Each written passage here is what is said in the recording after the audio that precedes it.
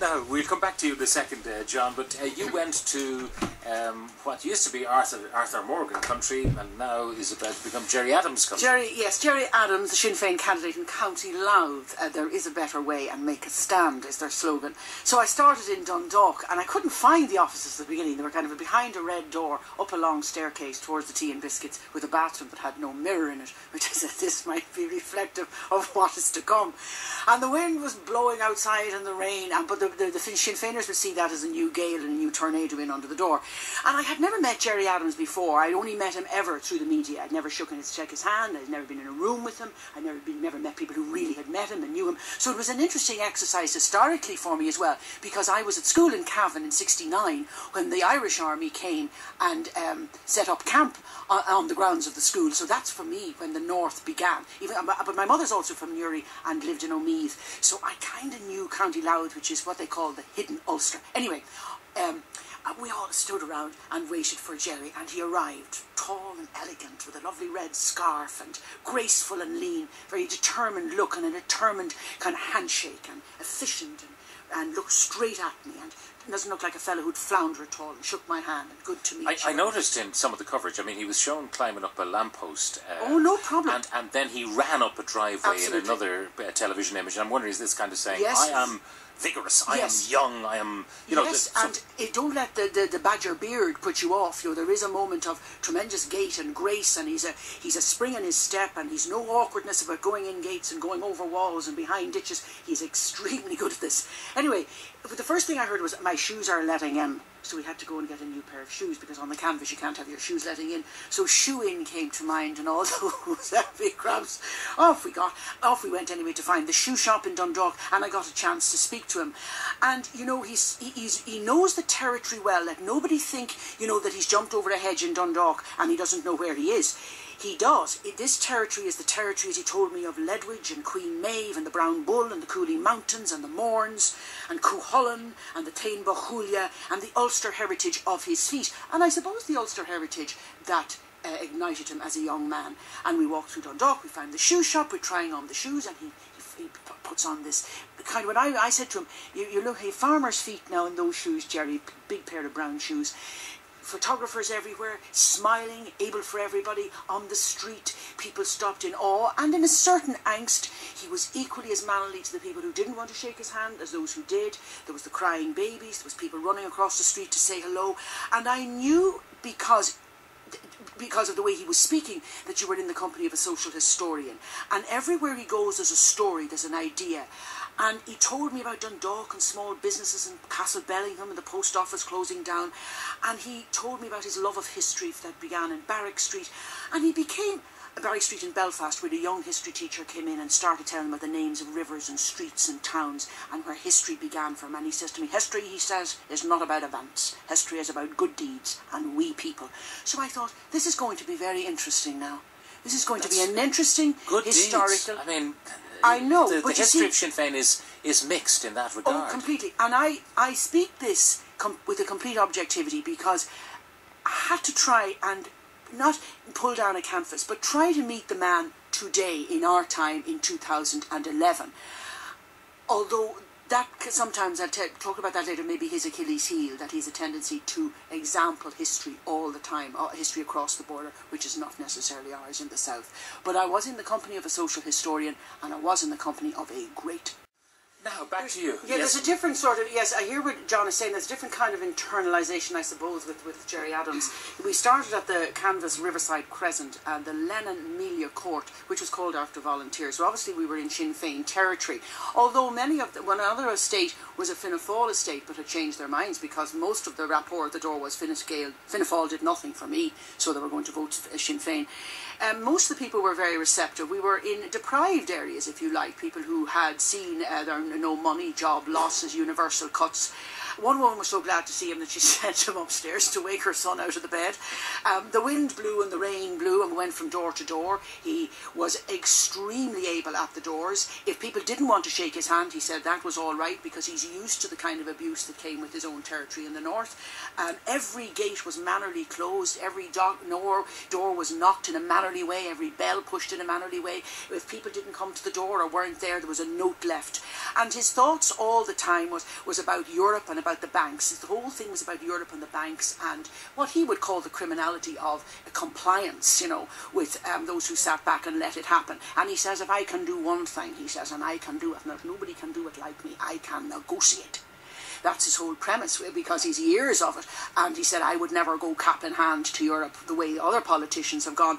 So he spoke about Carlingford Lough, and he said, if you were to look at Carlingford Lough as a pasture, we'd know how to harvest it. He said, the fishermen can't fish in it. We don't even process, you know, our fish up in Donegal. So he said, you know, politics is not a game of trivial pursuits. When I question about his knowledge of the South, he says, I'm getting to know it. I'm getting to the minutiae of it. He doesn't see, you know, the South or the Dundalk, which is the hidden Ulster. If you think of O'Meath right down through Dundalk into Drogheda and away out to East Meath, he doesn't see it as another country. He does see it as the hidden Ulster. Did anyone talk to him about, as all the political opponents talked to him about, the fact that they're cutting in the north, and yet they are not promising any cuts here except to the extremely wealthy? No, they didn't. I mean, there was a lot of awe when Gerry, I mean, I was slightly in awe yourself. Well, because I started off with no prejudice, but I just thought he's so proficient because he's so experienced, Pat, and he's so able with the situation. And of course, he is in a border county, you know, and he is in a situation where I actually asked his minders and that, do you think, is this just a shoe-in? Is this a power for the course? They said yes, but they look for every vote, and that he is coming with.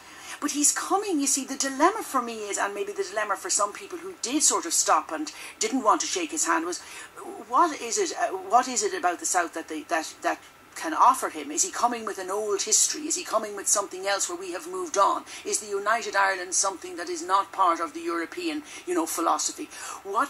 What is he coming with, or have we completely moved on for that?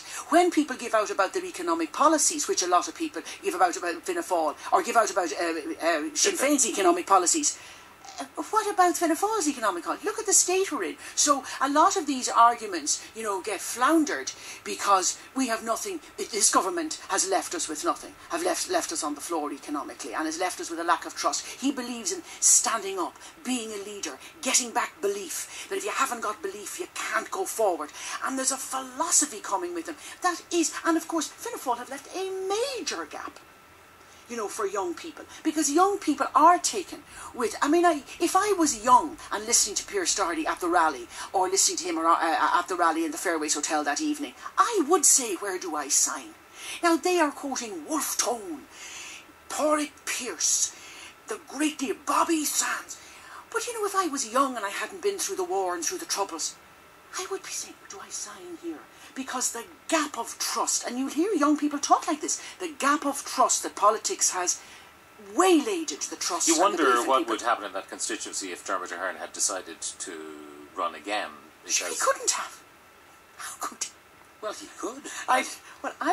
Yes, I mean, don't forget, he was a putative leader of Fianna Fáil and he opted out. He has a back problem. He had surgery recently and decided to throw in the towel. But he would be, I don't know what you found of Fianna Fáil on the ground, but he certainly would have been a pugilist on the stump. Well, I suppose to a certain extent one of the problems is that Fianna Fáil, the only thing that Fianna Fáil can offer people is fighting. Is that, you know, in terms of how the voters are, that they need a more positive vision. They need somebody to put their arms around their shoulders, and a Bill Clinton type figure, or even a Ronald Reagan type sort of figure, and say, here's hope, here's how we get out of this, I'm with you, buddy. And, you know, Dermot Ahern cannot offer that. The other thing, of course, the great problem that Dermot Ahern or anyone else in Fianna Fáil has, is that the brand is toxic. Totally. Yeah. In the last election, for example, Louth would have been coming quite close to electing 3 out of 5 in terms of Fianna Fáil support. Now, on the evidence of our poll on Sunday, for example, they will get one Seamus Kirk because he's the Ceann Comhairle, but they will not. Now, intriguingly, I have to say that after Marie-Louise's Trinity and should I be stricken down by a truck and should I be looking for someone to give the oration at my graveside, I shall be putting it in my will that you should be the person for that job. You shall make me sound like a cross between Martha Pat and look at Finn and there'll be a resurrection. And there'll be a resurrection shuffle as well. When you get past the spoofery and when you get past the wolf in sheep's clothing stuff and all the rest of it, and he is very charismatic, of course he is, at the end of the day, Fine Gael's Fergus O'Dowd, a politician I have great respect for, is beating Mr. Adams out the gate 2-1 in terms of your poll has support. 38% for Fine Gael, 17% for Sinn Féin. Fergus O'Dowd, the bulk of that, 31%. And Gerry Adams, 17%. Yes, poor Mr. Adams will actually have to wait, and he won't like it. He mightn't be elected on the first count. The Baron of bluster and spoof will have to wait around and kick his heels. You know, this ain't West Belfast, pal. No, and it is new territory, and you are right about that. But meeting him objectively for the first time, it was an experience. You might have done it many times, but I have watching him in the south, watching him in Dundalk, you know, with his knowledge and his interest and his background and his voice, and then watching Pearse Doherty, who I think is a rising star in Sinn Féin, extraordinary origin, an extraordinary speaker. I mean, they had them on the pin of their collars. They were sitting on the sides of their seats, living on his every word as he was quoting from. I mean, I didn't know what century was. I ended up not knowing what century I was in, rallying the call of Pearse, and they are bankrupt in policy, bankrupt in credit, bankrupt now even in words. They have nothing to propose to Ireland, no way of wisdom, no counsel of courage. When they speak only untruth and blasphemy. This is Pearse. Their utterances are no longer the utterances of men, they are the mumblings and gibberish of lost souls. This is the writing of Pádraig Pearse, spoken by Pearse Doherty. And it was a rally. You wouldn't have a few sods of turf to bring in there behind Marie-Louise. No, so but yes, and that is my point, John. That's my point. That you wonder, that I did wonder. Is this where I'm living? You know, is this? You know, this is the past coming now. Was there any sign